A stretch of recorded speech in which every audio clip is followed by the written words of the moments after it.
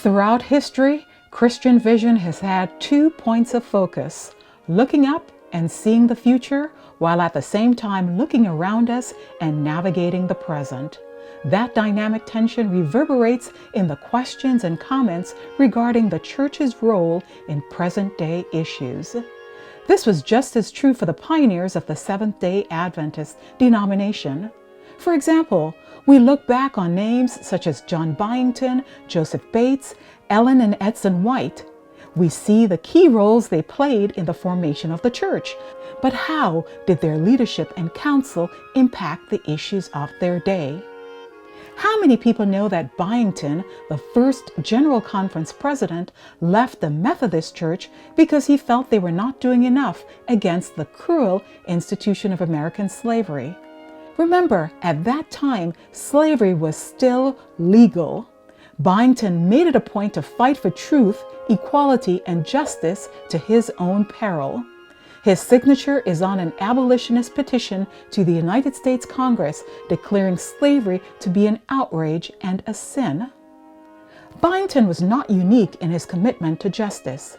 Joseph Bates is known to many as a co-founder of Adventism.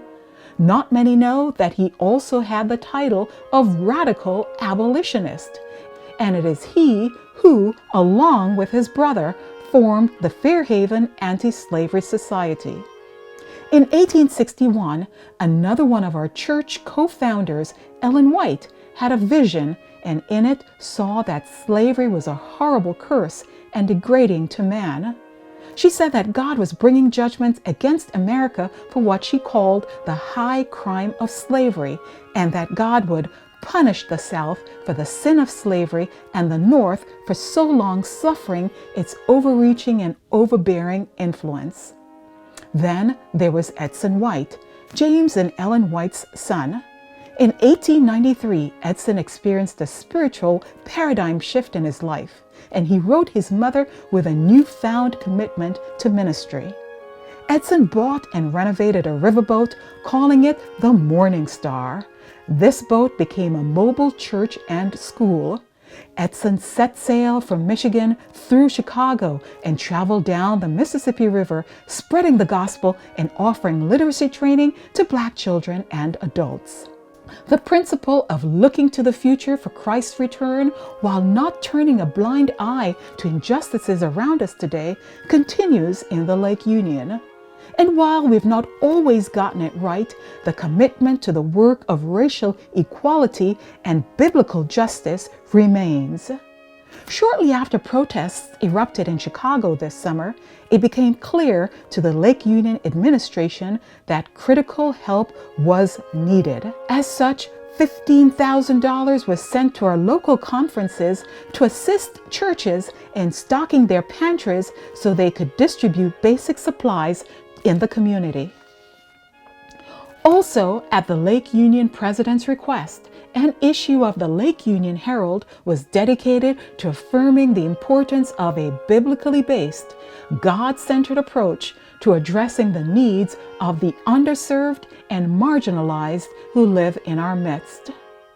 The Communication and Public Affairs and Religious Liberty departments hosted several online forums on topics such as disparity in healthcare and the church's role in bearing witness against racism.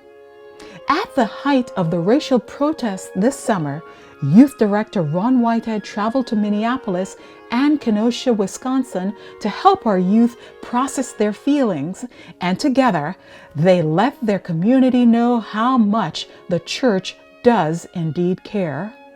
Over the last 4 years, Vice President Carmelo Mercado facilitated monthly meetings with pastors and lay leaders with the goal of encouraging discourse and enhancing cultural intelligence to bring about broad-based missional thinking.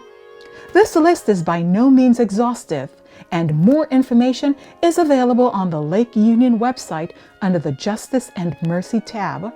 Future plans are available there, as well as statements from the Lake Union, our conferences, the North American Division, and World Church. Our calling as a people, as it relates to the first angel's message, is to reach every nation, kindred, tongue, and people. How blessed we are that at our inception, our pioneers understood our message as a global one meant for all mankind. The Seventh-day Adventist Church is one of the most diverse churches in the United States, and this diversity, which is on full display at Andrews University, came as a direct result of our pioneers understanding that God's heart is for all people to accept His Son so that all can be saved. Like a crimson thread that traces its way through an embroidery of blue, improving race relations is woven into the fabric of the Lake Union Conference.